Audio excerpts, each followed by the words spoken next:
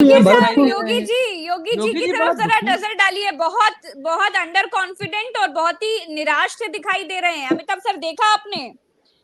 नहीं, वो निराश नहीं है, वो निराश नहीं है। वो ये सोच रहे हैं कि वो हमने 40 डंडों की सीढ़ी डाली थी, उस पर शेर 33 पे बैठ गया आके, है ना। हमें गलती हो गई, 40 की डाली, 20 डंडे की ही डालनी चाहिए थी, वो ये सोच रहे हैं।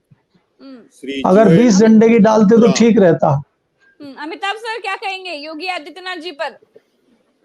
देखिए, ऐसा है, योगी जी ये सोच रहे हैं कि जिस तरीके का व्यूह रचना की गई थी उत्तर प्रदेश में, उसके बावजूद अगर भारतीय जनता पार्टी को इतनी सीटें आ गई हैं, तो अब क्या किया जाए? क्योंकि अब जो है ये ताकतवर होकर के आए हैं मोदी जी, अगर और उनके पीछे तो लगे ही हुए हैं अभी भी, तो उनके पीछे लगे हुए, तो उनकी कुर्सी का क्या होगा, इसको लेकर अमिताभ जी, मैं एक छोटा सा इनका बता दूं, ये जुएल ओराम है, ओडिशा के बहुत पुराने आदिवासी सांसद हैं, पिछली बार मंत्री भी रहे हैं, 6 बार के लोकसभा के सांसद हैं, पुराने वाजपेयी के जमाने के नेता हैं, बहुत अच्छे नेता हैं आदिवासियों के।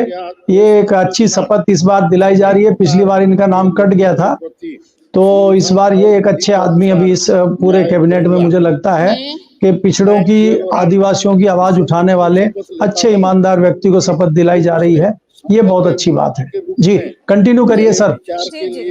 नहीं, बात बेसिकली जो योगी जी के बारे में कही जा रही थी, देखिए इतना तो तय है कि उनको इस बात की खबर है कि भाई हमारे खिलाफ जो रचना रची जा रही है वो कहीं ना कहीं उनको डिस्कंफर्टेबल रखने के लिए, ये डिस्कंफर्ट में डालने के लिए लगातार है। तो वो निश्चित तौर पर अभी आप उसे एनडीए की जो बैठक हुई संसदीय दल की, उस दिन अगर आप देखें तो जो सारी जनता में तपा रही थी, मोदी का जयघोष कर रही थी, उसमें ना तो गडकरी शामिल थे और ना योगी शामिल थे। और मोदी वहां आए तो उन्होंने पलटकर योगी की तरफ देखा भी नहीं। तो वो सारे संकेत जो बॉडी लैंग्वेज जिसको आजकल हम कहते हैं, उस बॉडी लैंग्वेज को डिकोड करने पर ये आपको साफ लग जाता है कि कहीं ना कहीं बहुत। लेकिन वापसी में पीठ थपथपाई थी, वो बदला उधर उतार दिया भाई साहब।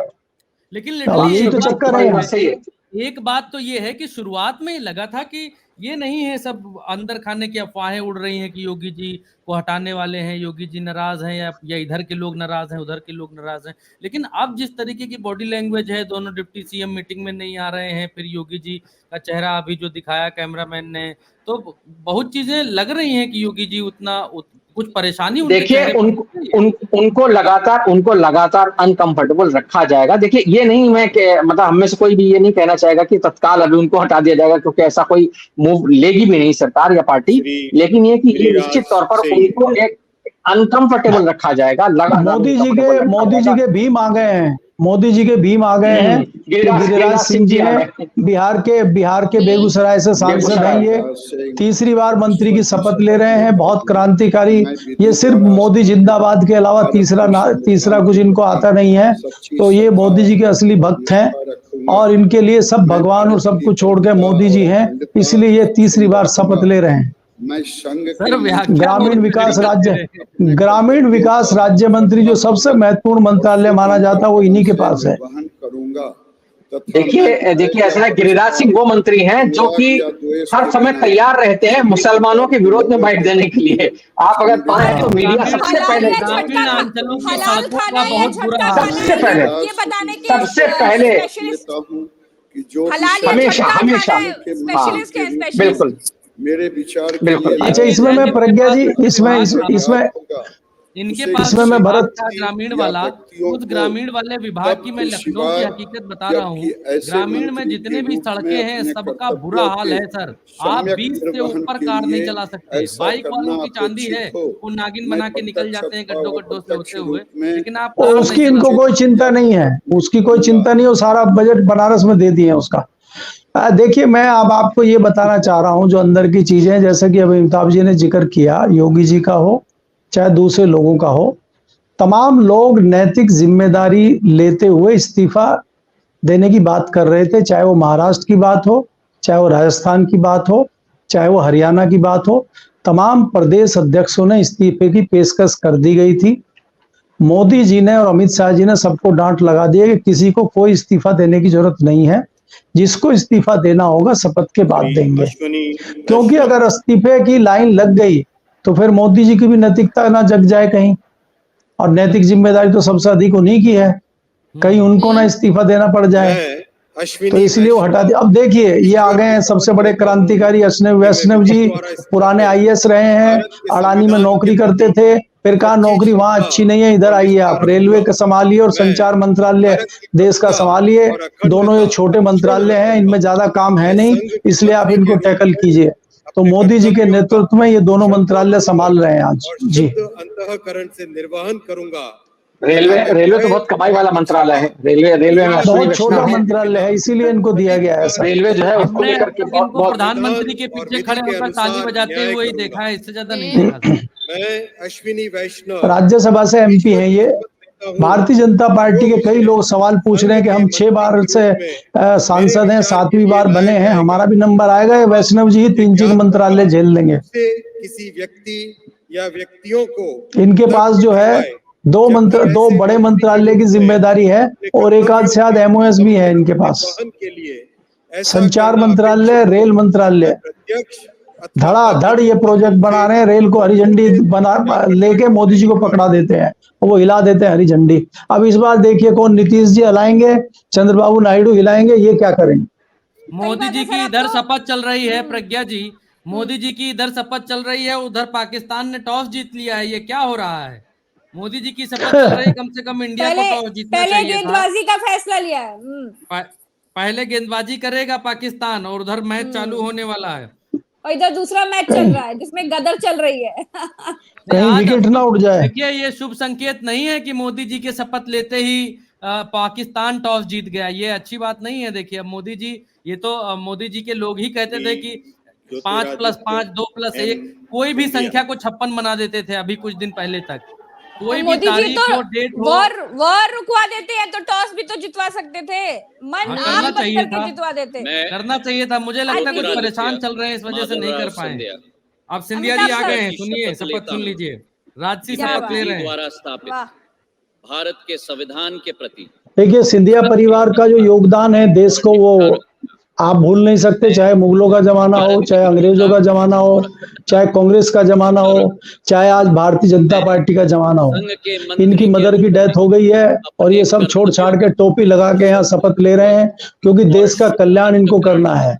अगर ये शपथ नहीं लेंगे तो देश का विकास रुक जाएगा, इसलिए मजबूरी है इनका शपथ लेना। चाहते नहीं है ये, लेकिन जबरदस्ती इनको दिलाई जा रही है। बहुत बढ़ गया प्रकार के लोगों के आने के बाद जहाज का किराया बहुत बढ़ गया। जो किराया 2,500-3,000 लखनऊ दिल्ली का था, वो आज की तारीख में 5,000 5,500। किराए की चिंता नहीं है, किराए की चिंता नहीं है।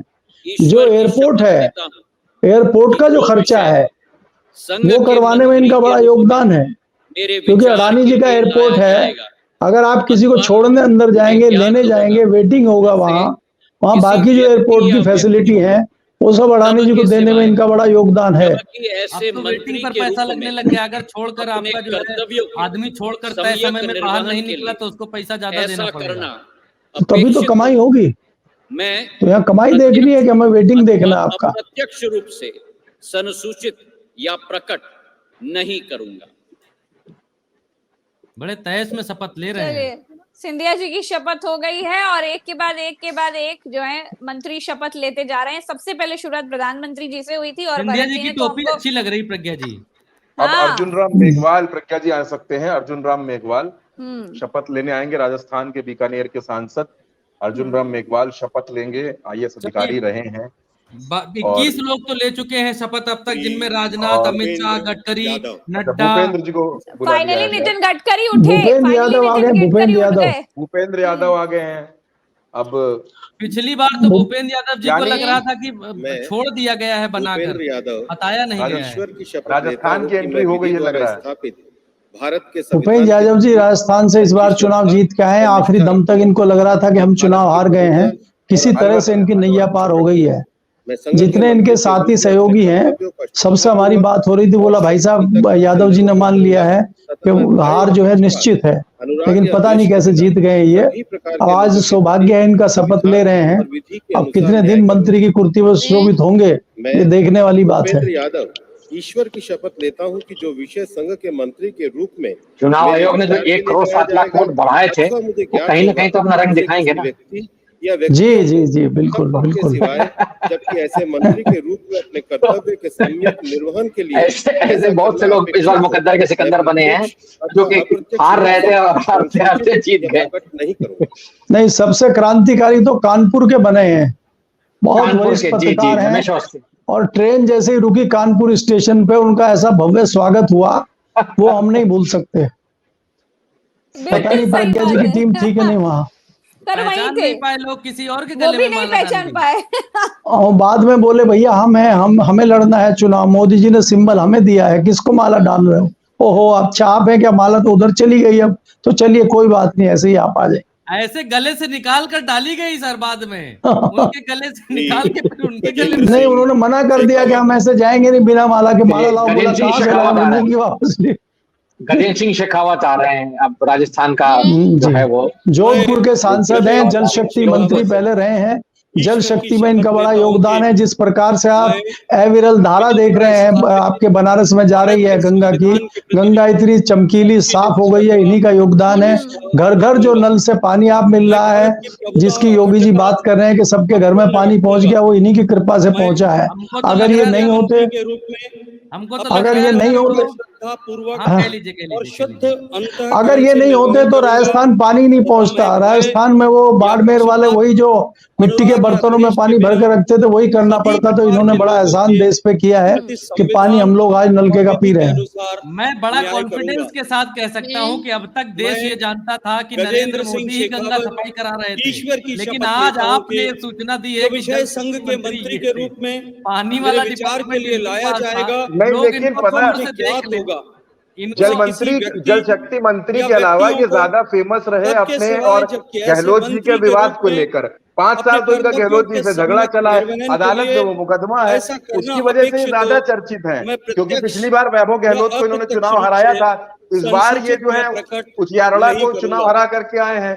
लेकिन अब मुझे ऐसा लगता है कि इनका डिपार्टमेंट शायद इस बार बदल जाए, क्योंकि गंगा उगली। और देखिए ओम बिरला बैठे हैं बड़े मायूस, बड़े गुमसुम से, कोटा से बमुश्किल चुनाव जीत करके आए हैं ओम बिरला इस बार।